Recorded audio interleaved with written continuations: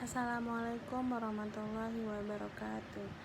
Perkenalkan, nama saya Mina Putri dengan NIM 124. Di sini saya akan menerangkan apa itu tentang kepemimpinan dalam pengorganisasian di suatu perusahaan atau di suatu pendidikan. Yang pertama itu adalah pengertian dari kepemimpinan itu sendiri.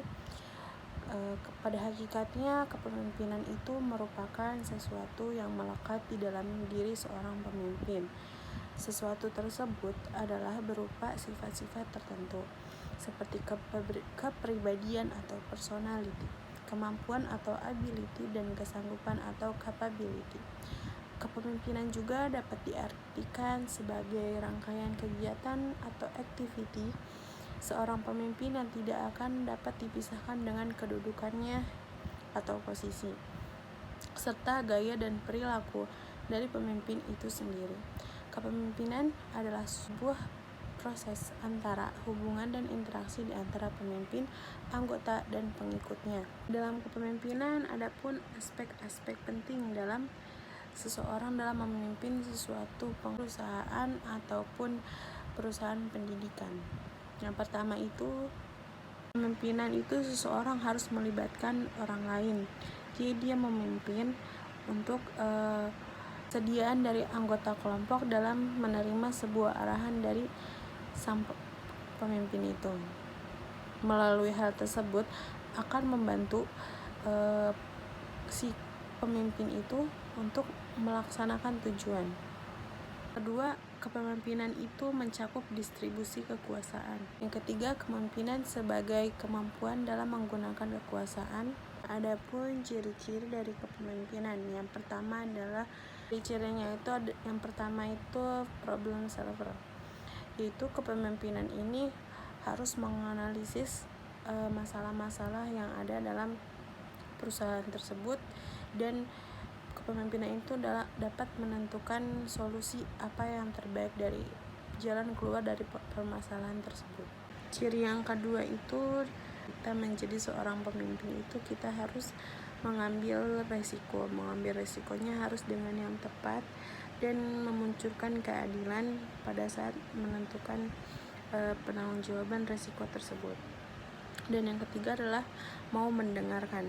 Jadi sebagai pemimpin itu tidak hanya berpihak kepada satu pendapat saja, tetapi sebagai pemimpin itu kita harus mendengarkan semua pendapat yang telah dikeluarkan oleh anggota-anggota kelompok. Biar jika kita mendengar hanya satu orang berpendapat saja, nanti akan ada pro kontranya. Jadi kita harus mengambil jalan keluarnya. Yang keempat itu komunikatif.